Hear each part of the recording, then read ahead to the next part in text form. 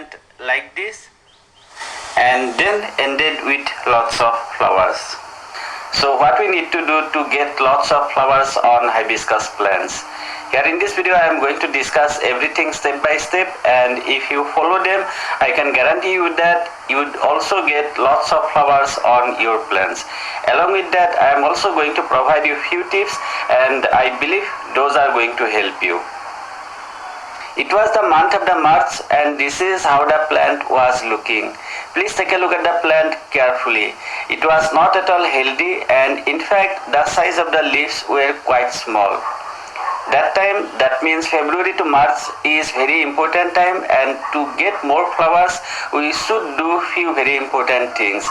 But if you are not getting expected flowers on your plant at this time, you can still do all these things. So let's start everything step by step. First step, I am going to repot my plant and going to provide my plant fresh soil mix. For any perennial plants we should change the soil once a year or at least once in 2 years, and I try my best to do that. For the fresh soil mix I am taking 60% normal garden soil and 40% vermicompost. My soil is sandy type, and if your soil is not sandy then please take 3 different components in equal part, where one part is normal garden soil, second part is coco peat, and third part is vermicompost. Please mix the soil mix properly before using them. Second step, to get lots of flowers we also need to use bigger pot, and for that I am going to use a 16-inch pot. But again, if your plant is too small, something like this, then please avoid using such a huge pot straight away. In that case you can use 8 to 10-inch pot or even 6-inch and then upgrade the size of the pot next year. Third step, I am going to prune my plant, and by pruning we can force our plant to produce new branches. To get more flowers our plant should have more branches. If you are wondering what's the best time to prune, then please note that spring is the best time to prune any plants. But like I said you before, if you are not getting lots of flowers on your plants, you can prune your plant even now as well. You also don't need to throw the pruning branches, as hibiscus is very easy to grow from cuttings. For time being I am just keeping them in water so that they don't dry out.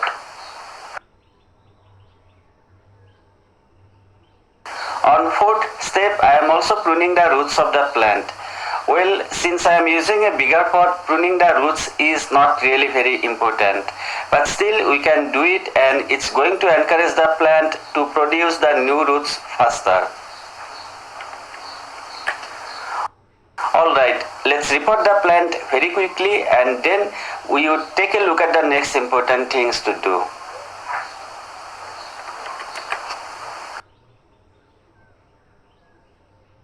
We are on fifth step, and here I am going to add 3 different components. First one is 50 grams of mustard cake powder. Basically it provides the protein and other micronutrients, and instead of this you can use either blood meal or fish emulsion fertilizer.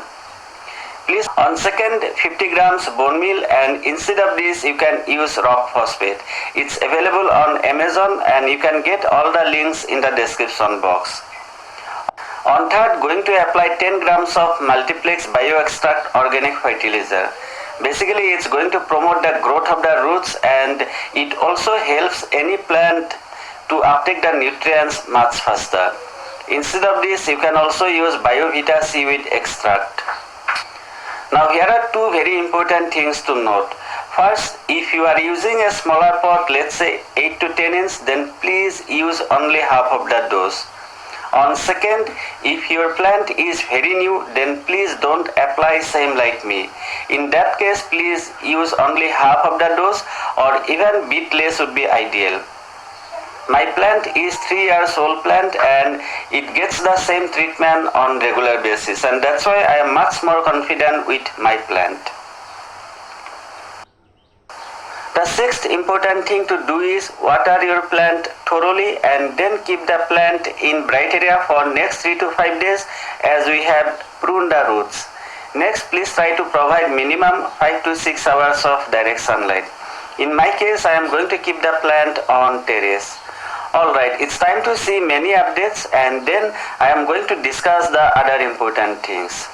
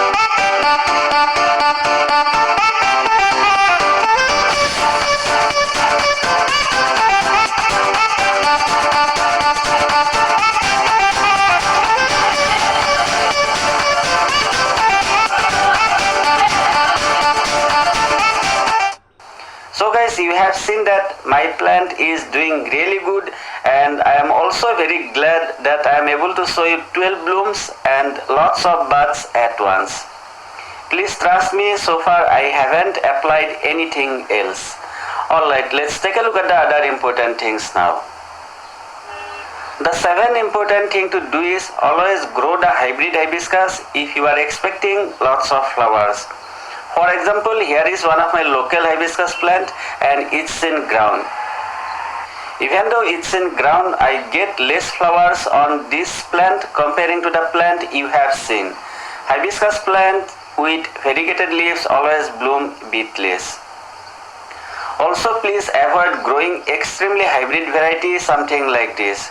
Of course, you can grow them, but getting lots of flowers would be somewhat difficult.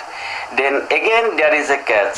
See, if variety like this do well in your place, then you can go ahead and do all the things whatever I had mentioned there. But in my place, which is India, variety like this usually don't do that well because of hot weather, and that's why most of them are produced either by grafting or by budding. The ideal rule is to grow those varieties that do well in your climate. The 8th important thing to do is watering your plant properly. Hibiscus is a water-loving plant, and so please keep the soil consistently moist. If you use a 8 to 10 inch clay pot and your plant gets the whole day of sunlight, you may have to water twice, once in morning and once in afternoon. But as I am using a huge plastic pot, for me watering every day is enough. The 9th step. To continue enjoy blooming, we would also need to feed our plant at least once in 30 to 40 days. I already have a video about this, and so please check out that video simply clicking on the I button on top right corner, or you can also find the link in the description box. From now onwards, I am going to apply the same organic fertilizer once in 30 to 40 days. As I already have that video, not repeating the same thing here again, or else the video would be unnecessarily lengthy. Finally, the last step, which is number 10, and that is we would also need to apply the pesticide on regular basis. The most common pests which are found on hibiscus are mealybugs and aphids. Again, I already have a video where I have shown 5 different ways to get rid of mealybugs. So please check out that video, and same can be applied to get rid of aphids as well. If the first 4 methods don't work on aphids, then please try the last one. So guys, this is all about how to get more flowers on hibiscus. Trust me, other than this, you don't need to do anything else. I hope you found this video useful, and if you did, I would really appreciate if you like this video, share it with a friend, and subscribe to my channel if you are new to gardening upbeat. Thank you very much.